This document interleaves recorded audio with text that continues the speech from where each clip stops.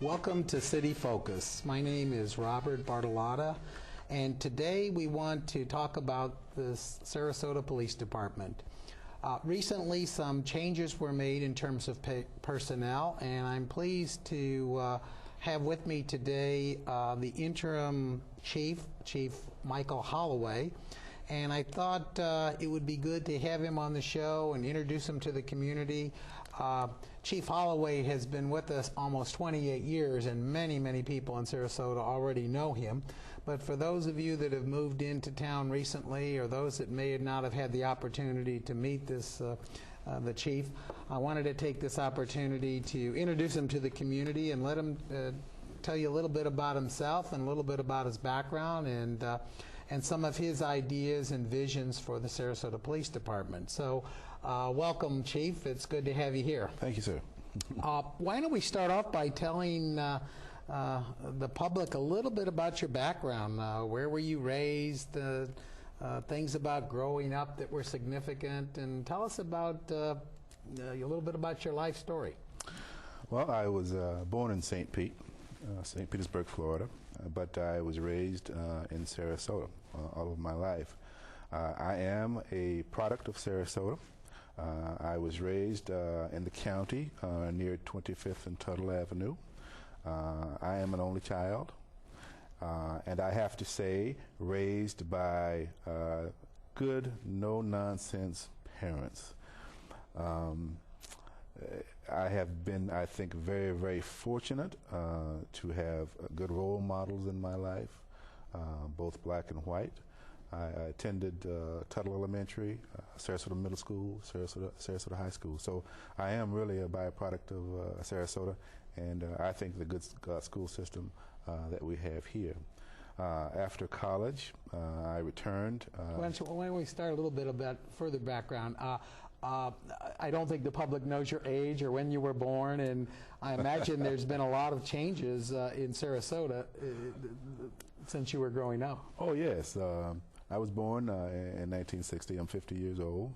I started school in 1966 at Tuttle Elementary, one of the first integrated schools in the county.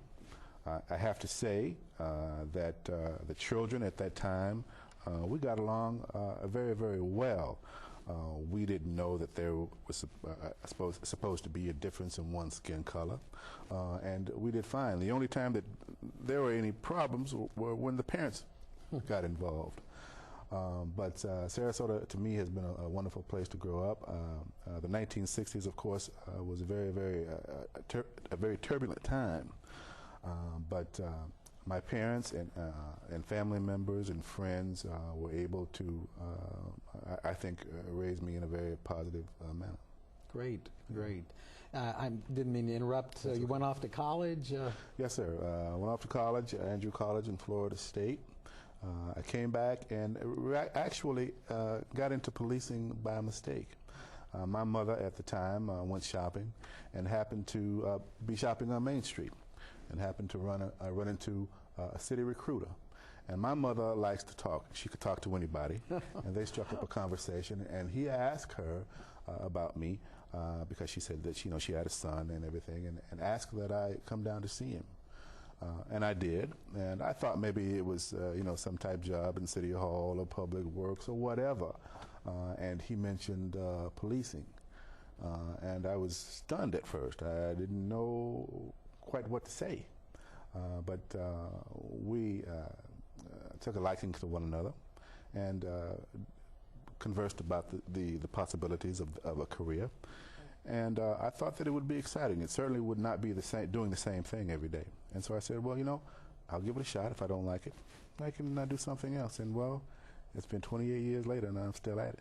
What was your major in college, or what did you think you were going to go into? Business management. Business management. Yes, okay. Business management. Yeah. Okay. And after spending 4 years in business school, sometimes you think, well, this is going to be kind of boring. I don't know if I want to do the same thing every day. Well, I can tell you, policing is not the same thing every day. The people you meet, the problems that you face. The human being is more complex than a computer. And so you have to be on your P's and Q's and really learn how to relate to people to be successful in this job.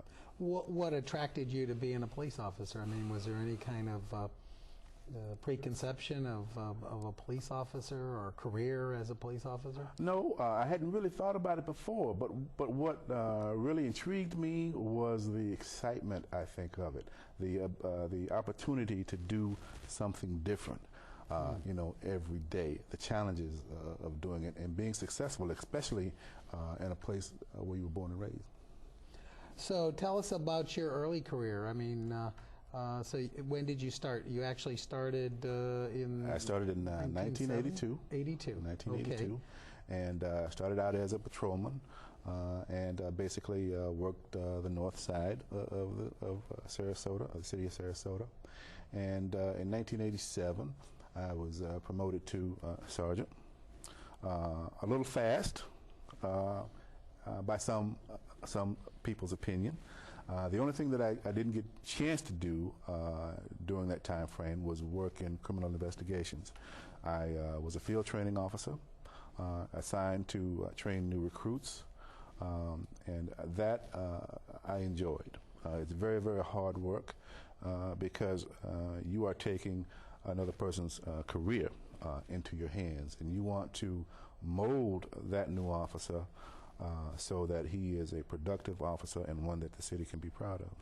I know that's a real challenge to be a field training officer because you're actually mentoring these new recruits. Yes. And these recruits generally come out of the academy and they have some idea of policing, but then it's all a theoretical idea, and yes. Then they get on the streets and they have these visions of what's on TV or in the movies, and then they generally, the field training officers are generally some of our best police officers because we put the rookies under their tutelage and mentoring. Yes. So you were a field training officer. What were you as a sergeant? Did you have any areas of responsibility? Was it on the street sergeant? Yes, I was a patrol sergeant. I patrolled both north and south parts of the city. And I did that, I think, 4 or 5 years. And then I was assigned to the community resource team to start up a community policing outfit.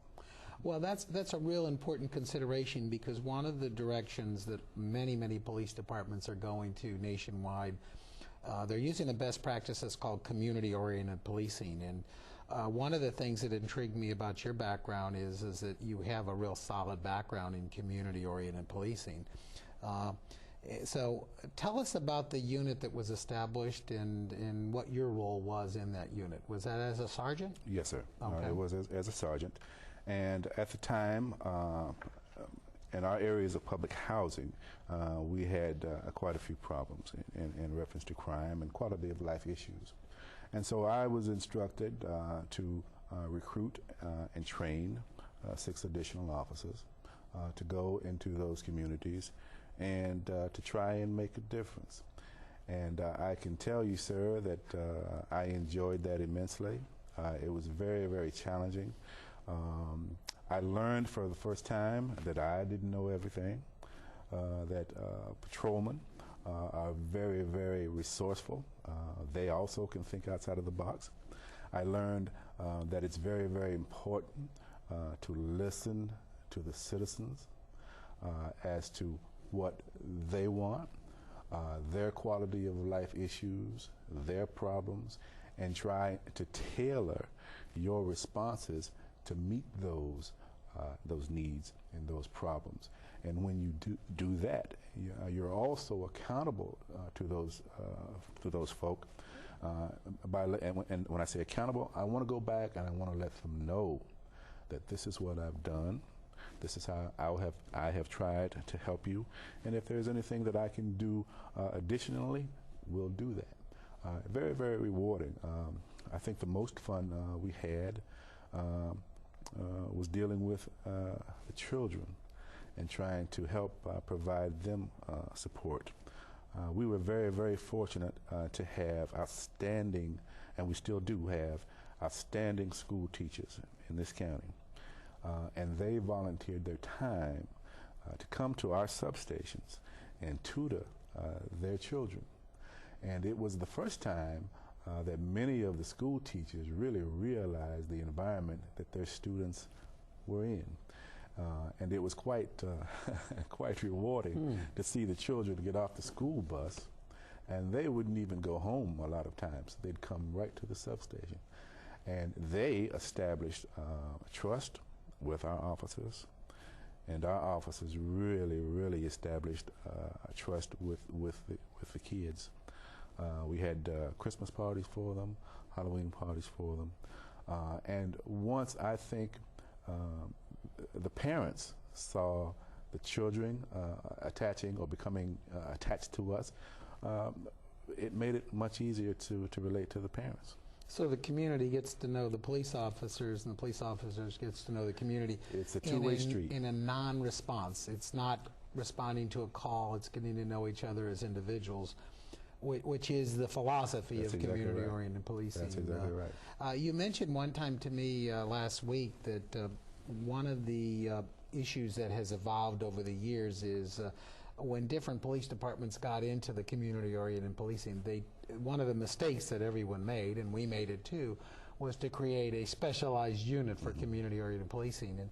And you told me that that your philosophy has evolved into one of making it the entire workforce. Tell us a little bit about your thinking on that, and how do you go about ingraining community-oriented policing in a 176 sworn officer department? Well, I always try and relate to my experiences to young officers. And, you know, it's easy to say that you want to make a difference. But it's very hard sometimes if you don't really establish relationships with the people that you serve. It's very important that they know you, and it's very important that you know them. And it should start from the top down. A chief cannot empower or do everything himself. He has to have his entire organization believe in what he's accomplishing, believe in how he wants the public to be served and how he wants them to be treated. So it has to be top down. It can't be just one unit that tries to live by and implement this type of philosophy. It has to be everyone in the department, right? And I will tell you that that's one of the things that if I had to do it all over again, and I will, we won't do that. As I said earlier, we thought outside of the box, and we did things to turn the community around. I mean, we got out in the community on Saturdays with the residents, and we helped them clean up those areas. We actually did that physically. And so we had nicknames and so forth.